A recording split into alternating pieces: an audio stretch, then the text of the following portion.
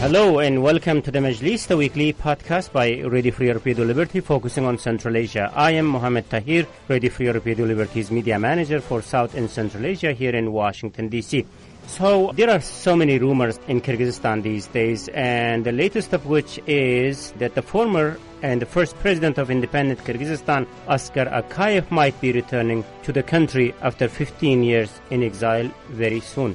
It's uncertain as to when that happens and what awaits for him once he comes back, but it's already a hot topic in Kyrgyzstan where people are expressing strong opinions both in favor and against the motion. Today, we are here to discuss the possibility and implications of Akaev's return to Kyrgyzstan. What does this might mean for the country and for the Kyrgyz politics going forward if indeed he returns? To discuss all these, I'm joined by two former Kyrgyz ambassadors who have known Akaev very closely. Ambassador Zamira Assadikova, Kyrgyzstan's former ambassador to the United States. She is currently editor-in-chief of Respublika newspaper. Also, we are joined by Ambassador Bakit Bashimov, former Kyrgyz ambassador to OSCE and member of the parliament, currently a lecturer at the Northeastern College of Professional Studies in Boston. And Bruce Pannier, a seasoned journalist and editor of Radio Free Europe Radio Liberty's Central Asia blog, Kishlok Owazi, is also with us. Colleagues, thank you for joining us today. Thank you for inviting us. Yeah. Very nice to have you. So let's start, Bakit, with you. Is he really coming back, Akaev?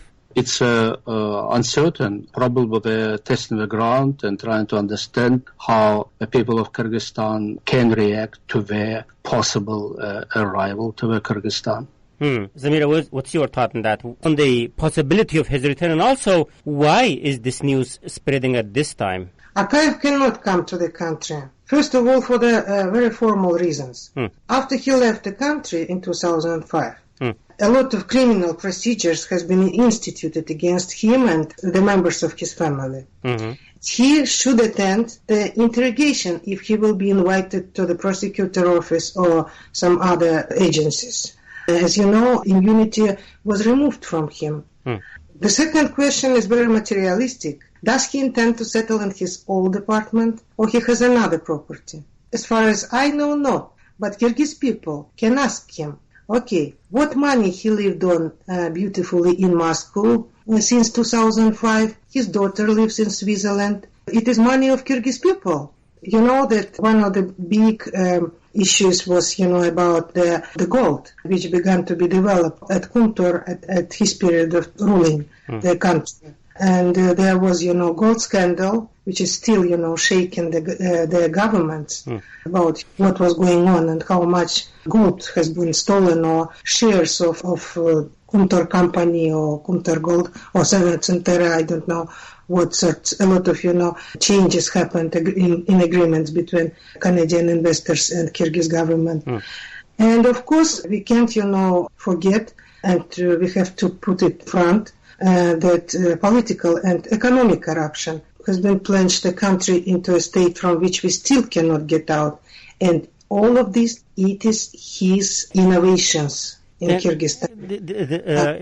Let me push you a little bit back on that. I mean, if he was criminal, as you say, there are so many cases against him. So why none of the Kyrgyz authorities have tried to bring him back from Russia? I mean, they could certainly talk to. It is great question. It is my question was, since 2010 when, Bakiev came to the power. Many times I asked President Bakiev, repeated these questions in my publications. Why? Because they met with President Putin and they had, a lot of agreements and talkings on closed doors. Why? They didn't raise the question, not to deport, but maybe to allow or maybe to help to interrogate him in Moscow, at least.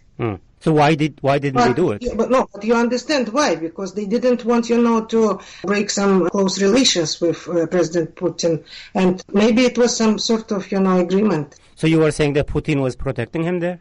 Yeah. Okay. He protected at the beginning when he got him in his this airbase in Kant, in Kyrgyzstan, Russian airbase in Kant. I was planning to come on this topic a little bit later, but since we started, Bakit, let me take your point on this. I mean, Zamira is saying that he cannot come back because there are so many criminal cases opened against him. So, what's your thought on that aspect? It's difficult to say about his possible arrival because many things are uncertain. Returning to your second part of your question regarding criminal cases against Akaev.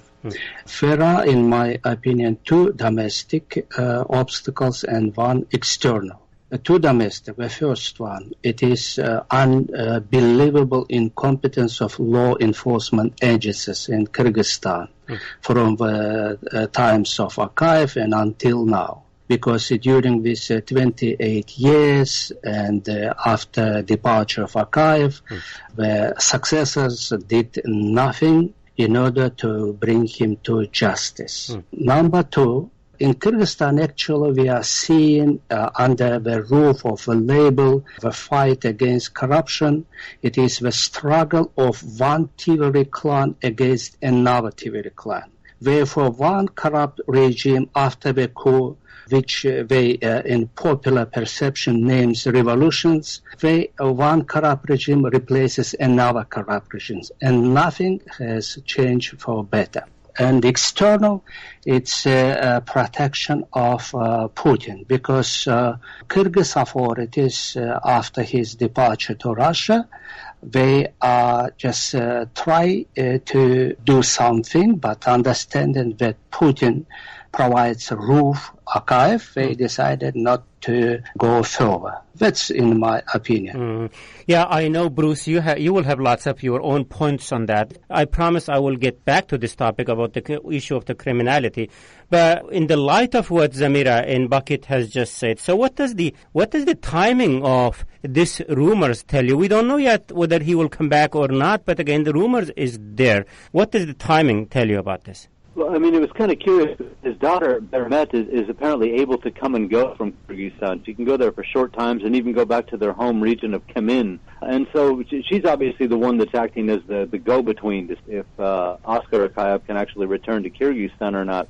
I don't know why it came up all of a sudden. I know she was just there, for instance, and then the rumor surfaced that maybe he was thinking of coming, and even the Prosecutor General's office released a statement about what would happen, what their opinion was of him coming back. I think some of it has to do with the fact that news about leaders from Kyrgyzstan has been pretty grim lately. Bakiev always seems to make almost every month there's something about how he's living in Belarus and going to parties that, he's organized and even meeting with Belarus President Lukashenko. And, it grates on people in Kyrgyzstan to see that he's still able to do that. And, of course, we know that former President Atambayev has a number of legal problems at the moment and is in detention in Kyrgyzstan. So I kind of wonder if someone hasn't floated the idea that, it looks bad that we have three former presidents, that one's in jail in Kyrgyzstan and two are outside the country facing charges. And of the three of them, possibly Askar Akaev is committed the least amount of crimes between the three of them, and for the image of the country, it might be worth considering whether or not we can work something out where he can make some kind of restitution or compensation, and we can bring him back to the country. Because, in the end of the day, I mean, every time someone asks me, for instance, describe the situation in Central Asia, there's always this caveat of it's like this except in Kyrgyzstan, and it's like this except in Kyrgyzstan. Which is notably better than the other countries. And although Akaev obviously has committed crimes, and I know Zamira was very diplomatic in not mentioning her own personal situations back in the mid-1990s with Askar Akaev, you still have to give Akaev some credit for starting Kyrgyzstan on a much different direction than the other countries in Central Asia started off on. And the reason Kyrgyzstan does have a more independent media and have more vibrant political culture is in great credit to Askar Akaev in his early years, when he did set the country on that path.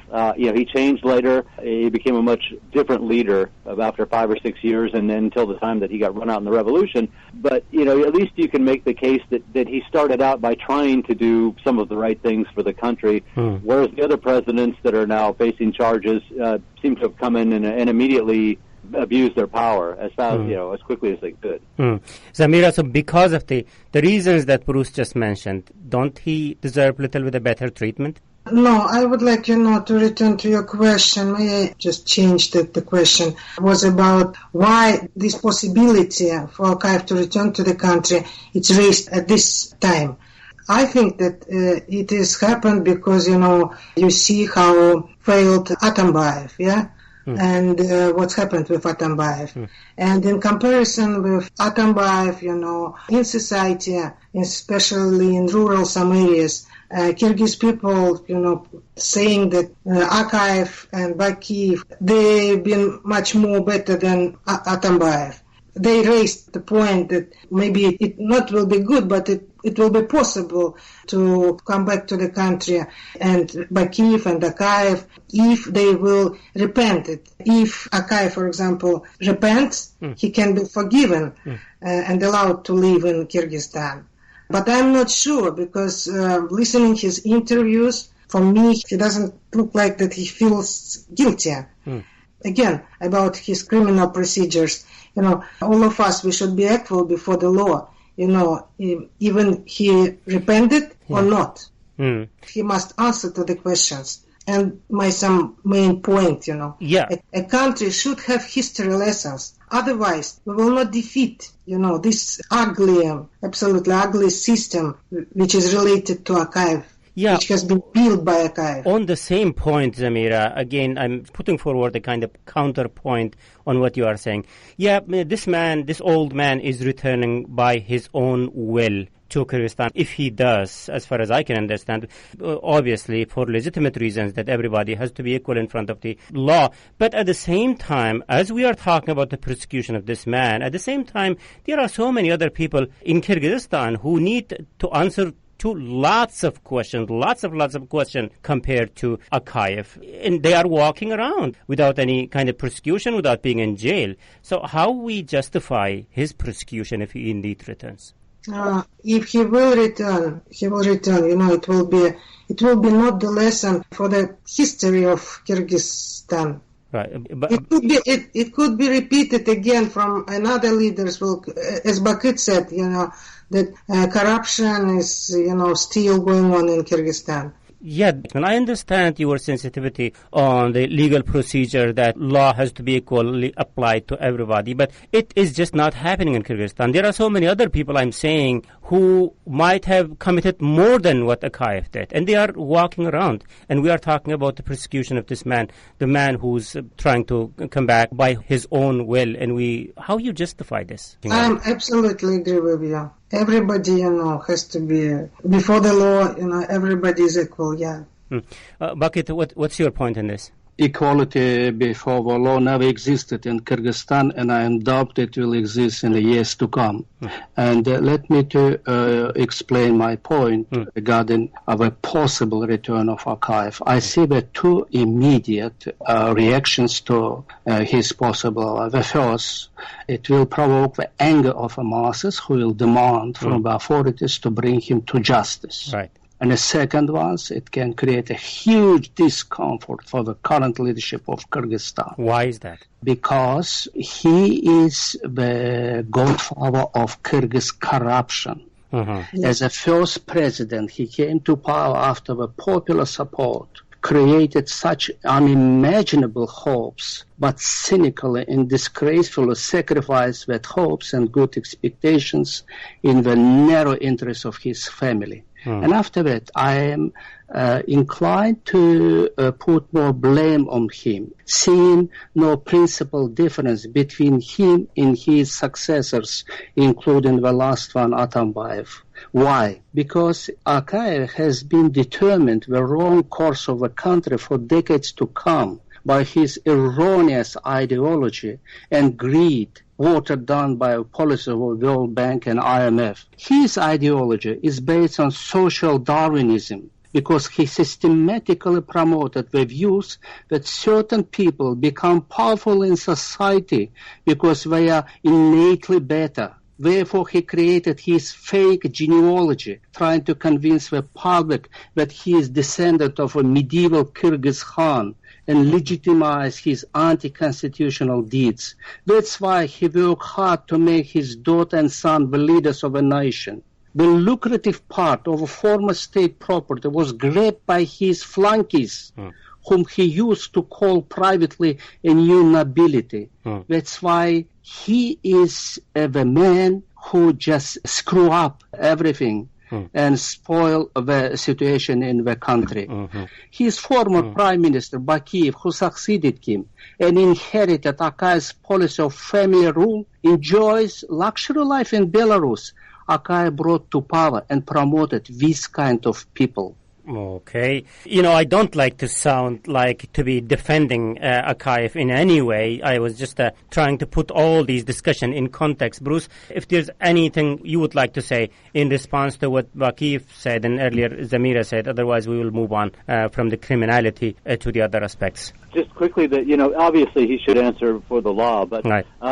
He could make a grand gesture to begin with by, he is pretty much in exile in Moscow. If he would start out by, one, returning the money, there's at least $3 million that he's on the hook for, and convince his family members, too, because you got to remember that I think one of the big problems here is if it was just Askar Akaev, that would be one thing, but his wife and her charity foundation are part of the problem, and his son Aidar is another problem out there. But if he started out by saying, I'm returning all this stuff, and issued, a formal public apology that I made mistakes, I committed crimes, I do apologize, and kind of that, but I'm an old man, and what I really want is to just live my last few years in my native region, and I won't engage in politics. At least it would go a long ways toward being an apology. And maybe some people would accept it, and maybe most people wouldn't, I don't know. But it would certainly be good for Kyrgyzstan if they could kind of start to heal these wounds. And, he is pretty much harmless at this point. And I think what most people want is just, the return of all the things that he managed to get out of the country, the money, whatever, and some real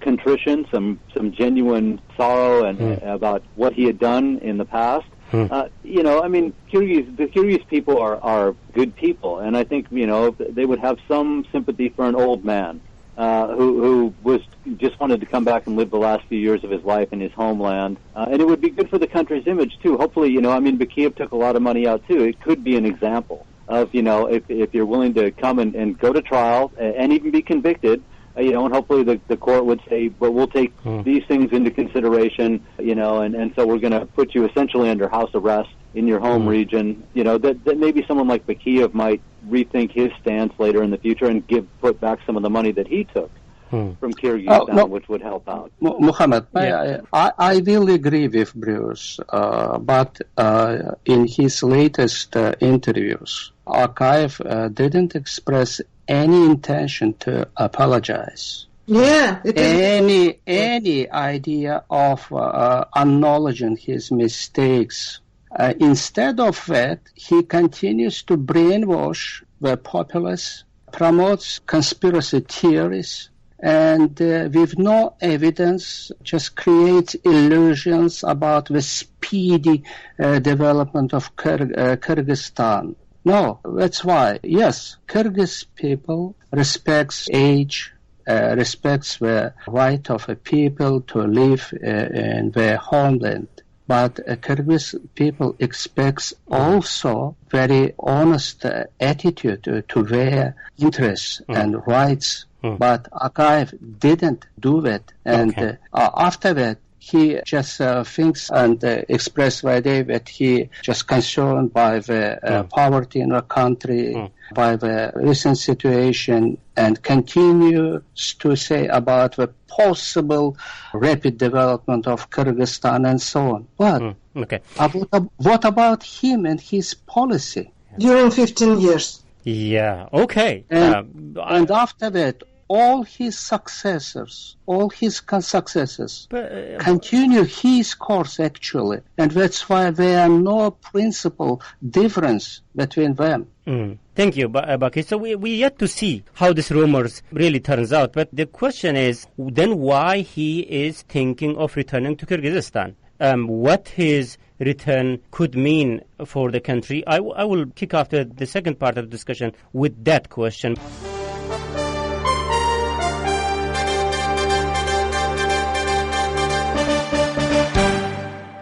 let me first recap the debate that today on the Majlis, Radio Free Europe, Radio Liberty, Central Asia podcast. I'm joined by two former Kyrgyz ambassadors, Samira Sidikova, former Kyrgyz ambassador to the United States, currently editor-in-chief of Respublika newspaper, Bakit Bashimov, former Kyrgyz ambassador to OSCE and currently a lecturer at the Northeastern College of Professional Studies in Boston, Bruce Pannier, editor of Radio Free Europe, Radio Liberty, Central Asia blog, Kishlok Awazi. I am Mohammed Tahir, Radio Free Europe, Radio Liberty's media manager for South and Central Asia here in Washington, D.C., and we are discussing the possible return of Kyrgyzstan as first president after independence, Askar Akaev, and its possible implications to the country. So, let me begin with that question.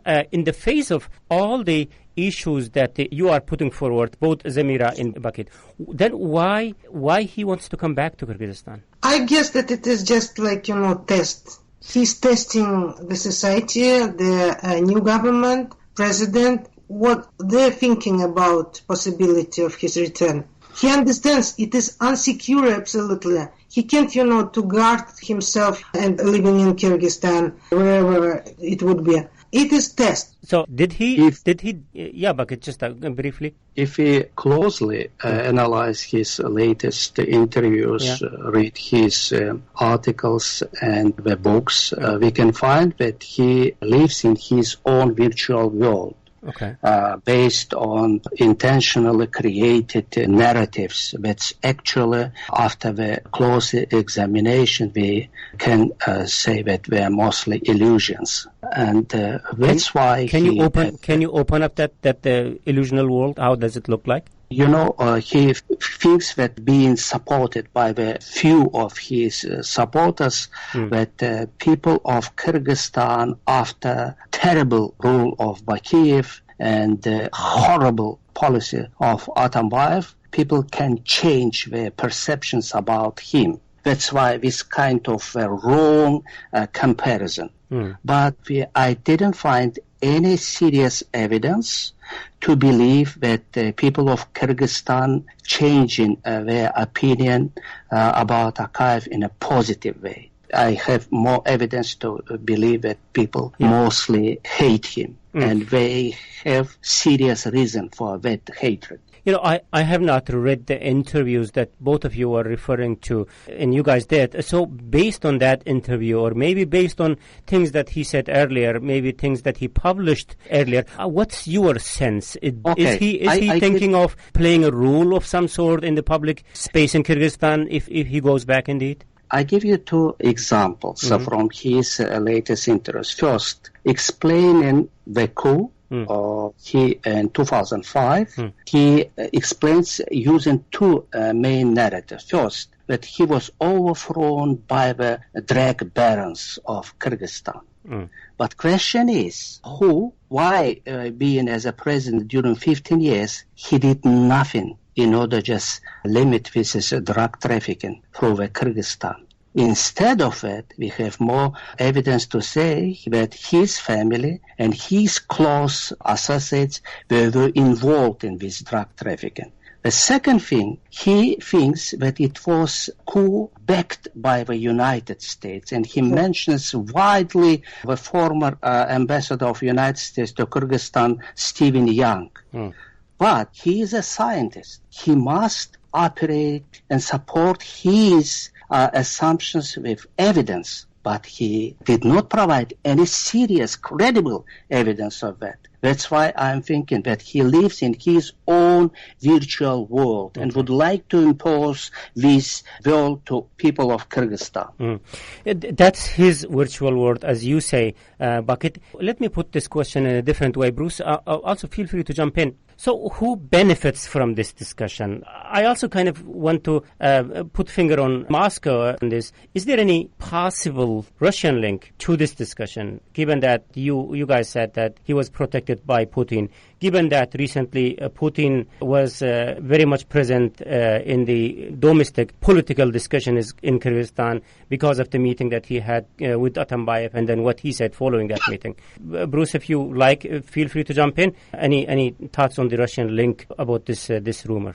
Well, that's an interesting comment that you made, Mr. Tahir. I mean, it is something that, Atambayev made that trip, and Putin came out and spoke by himself and kind of told all the politicians, Jan Bekov and everyone, that they should just stop all these problems, that it wasn't going to help Kyrgyzstan at all. Who knows? Maybe Russia's got to the point where they're just getting tired of being involved in the internal political wars of Kyrgyzstan, and he's decided that maybe he doesn't want Akaev there either, because they don't want to be involved with this anymore, which would be strange because we know that the Kremlin is always involved in this stuff. But I suppose it could be a face-saving measure for Russia to try to show that maybe they're not. But, again, I think at the end that maybe this whole idea, Akaev is 75, and I think he just wants to go home. His brother died many years ago, and he couldn't go back because he was out, and I am listening to Bakit and Zamira, and I agree that there has to be genuine repentance here. The first step toward his return is that I made a lot of mistakes, and I am sorry. And I understand now that many things I did were criminal, not right. We've been talking about the people that he's helped out in Kyrgyzstan and how they also committed crimes, but really this is the Central Asia paradigm in a lot of ways. The leadership of any Central Asian country has their own elites who profit greatly off their connections with the leader of the country. So this is not unique to Kyrgyzstan. But we really need, I think, for Akaev, he has to wake up and understand that there's a lot of blame that is on his shoulders. He's not going to get around that by trying to say that it was a campaign against me, I never did anything wrong. That's not the way to go with this at all. People want to see, genuine sorrow and an admission that many, many mistakes were made, and like I said, compensation, restitution, before they're going to allow someone to just come back. I imagine at 75 years old, he's thinking that he would like to be buried in his own country. Who knows how much longer he would live, but I think that's probably some of the motivation for this. But again, he has to, his way of getting back into the country has to be much different than the comments that he's making now. Okay, other than what Bruce just said, and also earlier Bakit's comment on Akaev's illusional world, Zamira, do you see any Russian connection into all these discussion about the possibility of his return, given the issues that I mentioned earlier in terms of Putin's meeting with the Atambayev and his comment following that meeting, and also the fact that you mentioned that Akaev was protected by Putin so far? And it may be, just if Mr. Putin tired from our Kyrgyz presidents who, alleged corruption, do a lot of wrong things, and, going to Russia, asking some help, support, and maybe Putin said, okay, guys, leave my country, go to your home, and do whatever you want. There was no kind of comment from Russian authorities about this discussion, right, so far? I have not seen, at least. Actually, we don't have any evidence to believe that Russian leadership today pays serious attention to Akaev and his possible return to Kyrgyzstan. It seems to me this kind of narrative promoted by him and by his family. But Bruce expressed very, very important point. About genuine excuse and so on. Right. If it will happen, if Akaev will do that, I can say that a lot of people in Kyrgyzstan turn indifferently to him and sluggishly react to his arrival in Kyrgyzstan. Is there any reason you believe so? Yes, because, nation has experienced a lot of things after Akaev. Understanding his role in this situation, very difficult and unlikely situation, and after the role of Atambayev and the current difficult situation, and after Bakiev, of course, a lot of people, if Akaev genuinely just ask excuse and explain his mistakes, a lot of people, I think, will say, okay, it's happened, and we look at different, neither support him nor provide any assistance to express hatred toward to him. Okay, let's see if that happens. Zamir, also, just to bring this discussion into the domestic politics, his return is kind of coinciding with Babanov's return. But of course, I'm not putting Babanov in that position. But he was also in exile for a while after the election. And also it coincides with Atambayev's detention and the possibility of Tekabayev being, let go if he's not already out. So do you see any parallel between discussion about his possible return and some of those domestic developments? I don't know, really. I don't know anything about, what's new government thinking about Akaev's return, but Babanov's and Tikibaev's return to the policy, to the country, it is, might be, it has been allowed, how to say, it was decision, to give them the chance to come back to the society and to express themselves, what they want, what they're going to do in future. Okay. Bakit, briefly, your point on this? Is there any parallel? Do you see? Mohammed, Yeah. by the way, you raise very important, critical question, saying about Babanov and so on. I would like to explain. First, Atambayev in jail. Right. Atambayev, ex-president, hero of a nation. Some people say, yeah. The man who promoted the current president to power and supported him using administrative resources. Secondly, the head of the election camp of a current president, Farid Niyazov, in jail. Yeah, Atambayev is former chief of staff, right. Chief of staff, but head of election camp of current president. Secondly, his deputy in prison. The ex-mayor of Bishkek city plays a critical role in outcomes of election in Kyrgyzstan in prison. Right. And that's why today people asking this question. Babanov, the main candidate, now under investigation. Right. And that's why the question is very natural. What kind of election was in 2016? And if current president openly, during his speech in a parliament, name all these people, organized criminal mafia, and we can make the logical conclusions that this mafia brought to power the current president. And it's a very legitimate question about presidential election in 2016. All right. We earlier in our discussion we had the Idil Baisalov, who's now the ambassador of Kyrgyzstan in London. He would definitely have a different version of how the current president and regime is elected. Obviously, he's part of the government. So there are numerous ways to look into this bucket. Definitely, I take your point. Just to conclude the discussion, because we are already way over time, is there anything that we missed? I'm still student about the complex political system of Kyrgyzstan. Bruce, anything that we missed? Anything we should have touched before I wrap up the discussion? The only thing I could add to what's already been said is this was the first public kind of casting this out on the water, about Akaev's possible return. I'm certain it won't be the last. But really, as they say in America, the ball is in Akaev's court. He has to change tack if he really wants to come home. But I doubt this is going to be the last that we've heard of it. I won't comment on Tekibayev and Babanov except to say that Kyrgyz politics, which are always very interesting to begin with, are about to become even more interesting in the coming weeks and months. Definitely keep your eye on. Don't take your eye off Kyrgyzstan, because if you blink, you'll miss something important. You are very right on that. Just a very final question. And in case, imagine if he returns, is he still relevant in the political life of Kyrgyzstan at all, Zamira? He's doing a lot of interviews, and maybe he would be happy to do it. But do you imagine he's playing some role if he returns? No, Okay. Of course not. But, now it doesn't need, some special power to rule. You can be just very active in social network, in media, and it's some sort of, ruling. So let's wait and see and what happens. Also, just a very final question that, I have seen the Prosecutor General's comment in response to all these rumors that, if Akaev comes back and he will answer lots of questions. Have you guys seen any other comment other than that by the authorities on this discussion? Any idea how Jeenbekov regards this man? I'm not sure. You remember a few days ago when Tekibayev has been released from the jail, his comments about President Jeenbekov.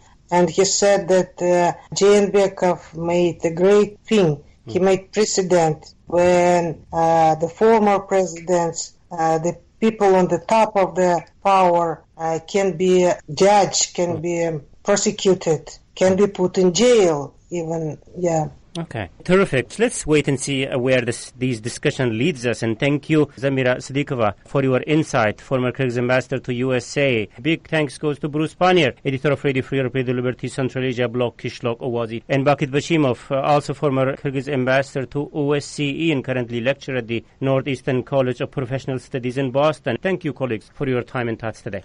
Bye. Thank you. Bye. Thank you. Thank you, Muhammad. Thank you very much. So this is from me, Mohammed Tahir, host of the Majlis podcast. Until next week. Bye-bye.